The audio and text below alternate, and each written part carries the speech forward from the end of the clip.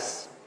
Não só eles são os responsáveis pelas fibras, como também por esse líquido, porque aqui isso não é seco, isso não é vácuo. Todo esse espaço está embebido de um líquido. E este é uma das coisas mais importantes que nós temos que ter em mente, tá? E para vocês verem como o meio ambiente, então, essas fibras e esse líquido fazem parte do meio ambiente celular. E esse meio ambiente é tão importante que 80% das nossas células, meus queridos, são fibroblastos. 80% das nossas células estão aí só para cuidar do meio ambiente celular, tá? E todo o processo do envelhecimento e tal são essas fibras que começam a se degradar. E este líquido também. Bom, então, a coisa mais importante desse nosso aquário, já descoberto por Claude Bernard, que aqui temos um aquário meio aquoso, é a limpeza do líquido. Quem tem um aquário sabe qual é a única preocupação que tem que ter com esse aquário: limpar a água e limpar o vidro. Quer dizer, então, o vidro sendo a estrutura, que seriam as nossas fibras, e limpar essa água. Por quê? Senão o animal que está lá dentro não pode sobreviver. Então, a mesma preocupação nós temos que ter em limpar este líquido. E por que isso acontece? Como isso acontece? Pelo sangue. O sangue vai nos trazer aqui nutriente e oxigênio. É pelo sangue que o nutriente e oxigênio entra no nosso organismo e vai desaguar neste líquido extracelular. Igual a gente dá água, a comida para peixinho. E é nesse meio ambiente, nesse líquido extracelular, da onde as células vão tirar o nutriente e tirar o oxigênio.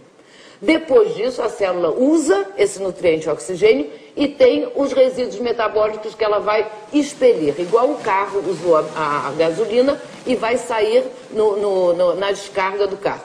E aí, então, as células vão soltar um lixo ácido para este líquido extracelular. E quem tem que limpar esse nosso líquido extracelular é a linfa, que infelizmente não está se dando a devida atenção. A atenção que ela merecia, porque é ela que está desintoxicando o nosso organismo. Acontece que o sangue tem um coração para bombear a corrente sanguínea, mas a linfa não tem um coração que bombeia. A linfa depende do nosso exercício, nossos movimentos mecânicos para bombear. E a linfa também, ela é mais grossa do que o sangue. Ela é tão grossa e quando ela vai ficando tão espessa e tão poluída, o que acontece? Nosso catarro. Quando a gente solta um catarro da tosse, isso é a linfa que já está ali, e como o duto linfático aqui, a gente vai para o pulmão e solta para fora. Então, a linfa, ela é já grossinha, ela é oleosa. Tanto é também que as vitaminas lipossolúveis, as que são diluídas em gorduras, que são a vitamina A, vitamina E, vitamina D, todas elas flutuam pela linfa, tá? Então, essa linfa, coitada, é que tem que chupar esse lixo ácido que está aqui fora. E a linfa já é grossa. Imagine se esse líquido começa a ficar desidratado. O que acontece? A linfa não consegue chupar. E aí todo esse lixo ácido, sabe o que vai acontecer? Vai ter que se botar num depósito de lixo. Sabe qual é o depósito de lixo no nosso organismo? São as cartilagens. Por quê? Porque não tem vaso sanguíneo nas cartilagens. E ela vai para lá ficar com um depósito de lixo esperando que à noite a gente alcalinize, a gente fique relaxado e esse lixo ácido possa sair. Só que a gente fica cada vez mais ácido, está cada vez mais hidratado, então esse lixo ácido obviamente vai começar a comer as cartilagens, que é a causa, né, das artrites, das artroses, do desaparecimento da nossa cartilagem. E se esse lixo ácido ficar nos nossos músculos, vai dar a tal da fibromialgia, que é a dor que anda. Pode parar aqui, dar dor aqui, bom, enfim. Mas o mais importante hoje para a gente ver é que esse líquido daqui tem que estar perfeito. Bom, então os líquidos extracelulares, as características específicas são 3. Ele tem que ser aquoso, só que ele tem que ser também gelatinoso e ele tem que ser mineralizado.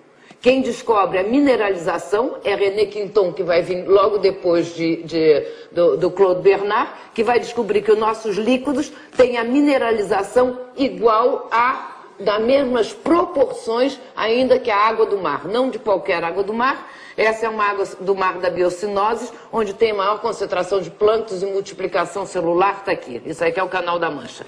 E Pischinger, o austríaco, vai descobrir, é ele que descobre que essa líquido extracelular é gelatinoso. Então, essas são as 3 características dos nossos líquidos extracelulares. Então, a água vai nos hidratar, quando nos fica dizendo, temos que hidratar. Sim, claro que temos que hidratar, porque somos aquoso. Bom, e a água, então, faz tudo isso. Temos que mineralizar. Os minerais é que vão dar a carga elétrica. Se não tiver minerais dentro do nosso organismo e na proporção perfeita, não tem carga elétrica. Quer dizer, se eu tivesse aqui, se eu não tivesse uma pilha aqui dentro, eu podia pressionar quanto eu quisesse, que não ia ter nenhuma carga elétrica, tá? Então, e a carga elétrica desses líquidos extracelulares é fundamental que o líquido extracelular seja alcalino, polaridade negativa, para fazer contraste ao líquido intracelular, que é positivo. E o que está acontecendo hoje em dia, não só esse nosso líquido extracelular alcalino está se tornando ácido por causa da poluição. A mesma coisa está acontecendo no nosso oceano. O grande problema do oceano é que ele está se tornando ácido. E se tornando ácido, os corais, por exemplo, os corais estão se degradando. E sabe o que acontece quando a gente fica com os líquidos extracelulares ácidos? Os nossos ossos também se degradam, igual está acontecendo nos oceanos. Então, a causa da osteoporose não tem nada a ver com falta de cálcio. A causa tem a ver com a acidificação, que é igual à poluição. Bom, então esses nossos líquidos extracelulares têm que ficar alcalinos. E a outra, ele tem uma viscosidade que vai depender da sua função. Essa viscosidade dos líquidos extracelulares vão do estado gel, de gelatina, até o estado sólido de solidificação, é como se chama. Então, no sangue é que ele é mais fino. Mas mesmo assim o sangue não é que nem água, o sangue tem uma certa consistência, uma certa viscosidade. A cartilagem já vai ter uma viscosidade ainda maior. Aqui em volta das células ainda é maior. Se lembra aquelas antenas que eu chamei a atenção que seria de carboidratos? Quando chega em volta da célula ainda fica mais grossa. E os ossos ainda vão ser então quase no estado sol, ainda mais grosso.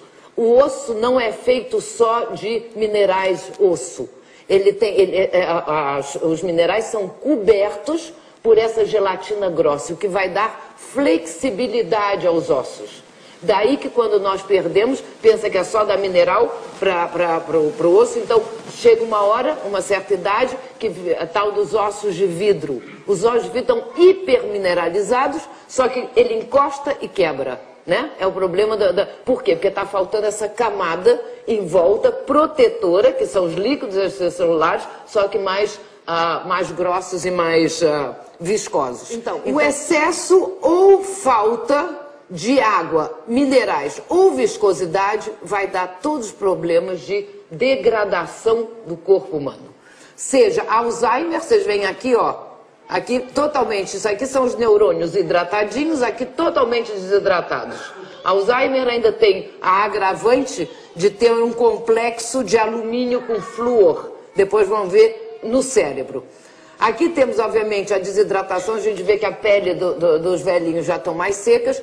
Dores também tem a ver com desidratação. Muitas vezes dor de cabeça, das coisas mais fáceis quando se toma... enfim, um dos processos de acabar uma dor de cabeça é hidratando, tomando água. Algum dia alguém que tenha dor de cabeça, experimenta dar um bom gole d'água e ficar com a água na boca. Vocês vão ver que vai diminuindo, depois obviamente que vai embora. Mas para ver a relação que tem com a desidratação, com a dor de cabeça. Aqui eu tenho uma calcificação, mostrando vocês a calcificação da artéria, exatamente por excesso de cálcio e também a junção de cálcio com flúor. Enfim, a calcificação da artéria está sendo um dos problemas, porque entrou essa moda, tem que tomar cálcio, e o excesso